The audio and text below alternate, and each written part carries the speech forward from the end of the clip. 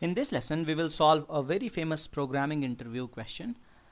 And the question is that given a sorted list of integers, we want to find out how many times a particular element occurs in this list. So let's say we are given a list in the form of an array. Here we have an array of size 12 and the elements are in increasing order. Now, how many times does number 5 occur in this array? 5 occurs 5 times. And how many times does number 2 occur in this array? 2 does not occur in the array. So we will be given any such sorted array A and a number x, and we have to find out how many times this number x exists in this array A. Now we want to solve this problem programmatically. So let us think through the different approaches that we may want to follow. The simplest approach is that we can scan the whole array and count the occurrences of x in the array. So if I have to write a function find.Count that will take as argument the array A, its size n, and the element x to be searched for, the element x for which we want to find out the count.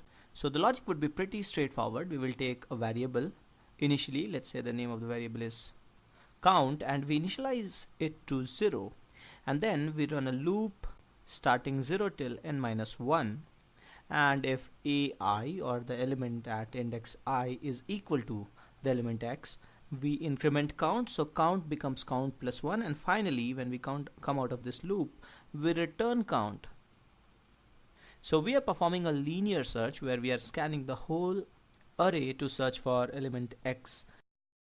We could optimize this algorithm a little bit, something like this. Because the array is sorted, once we reach a stage when ai becomes greater than x, we can stop counting.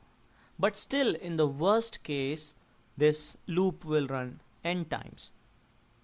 When all the elements in the array are same, then this loop will run n times. So in the worst case, this algorithm, the running time of this algorithm is proportional to n. In other words, the time complexity is big O of n. This is a very simple solution for this problem, and if you give this solution in a programming interview, the interviewer would be like, I do not like this, give me something better. So how do we find out a better solution? Whenever in a problem we are given a sorted data or a sorted collection, we should try to think about applying one very famous algorithm that makes the best use of this property that the data is sorted, and this algorithm is binary search. So can we make use of binary search in this problem? One thing that we can do is that using binary search, we can find out any occurrence of the number x in the array. So let's say in this example we want to find out count of number 5. So let's say we find out using binary search in big O of log n time that number 5 exists at index 6. Now because the array is sorted, all occurrences of 5 will be adjacent to this. So we can go towards higher indices starting this index and look for all the 5, and then we can go towards the lower indices and look for all occurrences of 5. But once again, if the whole array is number 5 only, all elements being same, still is a sorted array, then we will scan all the elements, we will access all the elements in the array, and eventually the time complexity will be big O of n only. The time taken will be proportional to n only in the worst case.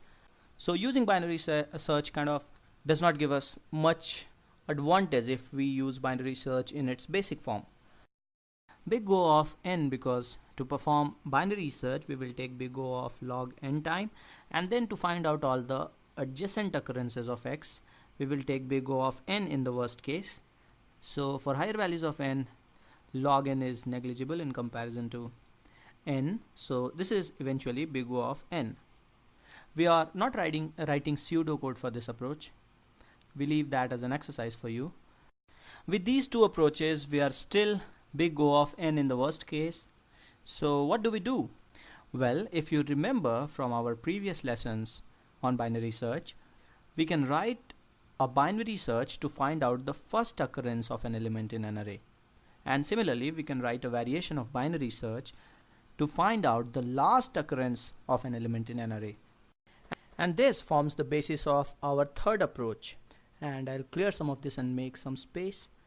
Okay, so we can use one variant of binary search to find out the first occurrence of an element in the array. And we can use another variation of binary search to find out the last occurrence. And if we know the last and the first index at which the element occurs, then we also know the count of it in the array. So once again, we will write a method find.Count that will take an array A, its size n, and the element x. And let's say we find the first occurrence of the element in the array using a method find first, which is a variation of binary search, and we will use another method call to another variant of binary search that will give us the last occurrence of the element in the array. Then we can return count as last index minus first index plus 1. And I'm not handling the case here when the element is not present in the array. Let's say we will handle it well in our actual implementation. Okay, so the first method call, if we are using binary search, will work in big O of log n, and the second method call to find out the last occurrence will also work in big O of log n. So overall, the time complexity to find out the count of an element in the array would be big O of log n. And that's really great. We have described how to find out the first or last occurrence of an element in a sorted array using binary search. We had written pseudocode for the algorithm in our previous lesson, and there is a link to the previous lesson in the description of this lesson. But let us now go and write some real code to solve this problem. I will write a C program. Let us first write a simple normal binary search, and then we will modify it to find the first or the last occurrence. Let's say we have a method binary search that gives me the index of element x in the array. In binary search, we first define two indices, low and high, two variables low and high, initially set to 0 and n-1 respectively. And then we find the mid element as low plus the mid index as low plus high upon 2. And then we compare the middle element with the number x, and if middle element is equal to x, we have found our element, so we simply return the index mid. Else, if x is less than the middle element, because the array is sorted, remember array being sorted is a precondition of binary search, we set high as mid minus 1, kind of saying that search in the segment left to the middle element. And if x is greater than the middle element, we adjust low to mid plus 1. And we keep repeating this process again and again till the time we have a valid segment, and a valid segment is till the time low is less than or equal to high. And if we come out of this loop without finding anything, then we return -1 to say that x does not exist in the array. Problem with this implementation is that as soon as we find any x, we return. So there is no guarantee that we will find the first index or the last index if there are duplicates of x in the array. So what we will do is we will modify the algorithm slightly. We will have another variable, initialize it to -1, and now when we find x, then we do not return an exit. We update the result variable to kind of say that okay, this is the lowest index of x so far, and then we continue the search. So if we want to find out the first occurrence, then we adjust high to mid -1. So we update result and go on searching towards lower indices, lower segment. And finally, when we come out of this loop, then we return result. So if we do not find anything, any occurrence of x, we simply return -1 because this was initialized to -1. Now this implementation will give us the first occurrence of x in the array. And what if we wanted the last occurrence? The only difference would be that we will go on searching towards right or higher indices. So we will say that low is equal to mid plus 1. Now go on searching towards the higher indices. Now I want two different functions for finding out the first or the last occurrence. But if you see, there is difference in only one line in these two implementations. So what I'll do is I'll use the same function to retrieve both first and the last index based upon another argument, a flag.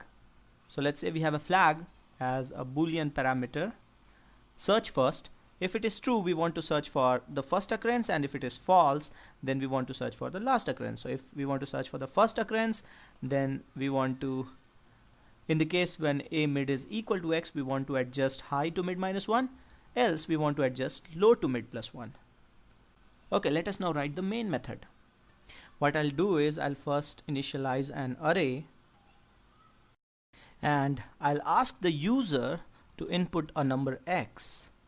Now we want to find out the count of x, so we will first make a call to binary search method to find out the first index in the array. So we will pass the array A, the number of elements in the array, which is 12, and we may also calculate the number of elements using this particular equation, size of A upon size of A0, size of the number of bytes in the whole array upon the number of bytes in each integer, in each element. And we want to search for x, and we will pass true, because in our method declaration, if this flag is passed as true, then we search for the first index, else we search for the last index. Now if first index is returned as -1, then the element is not in the array, so no need to find the last index. We can simply print that the count is 0, else we find out the last index, and this time we make the call to the same function, binary search, with the only difference that this time we will pass the flag as false. So we will say that, hey, give me the last index, and we will print count as last index minus first index plus 1.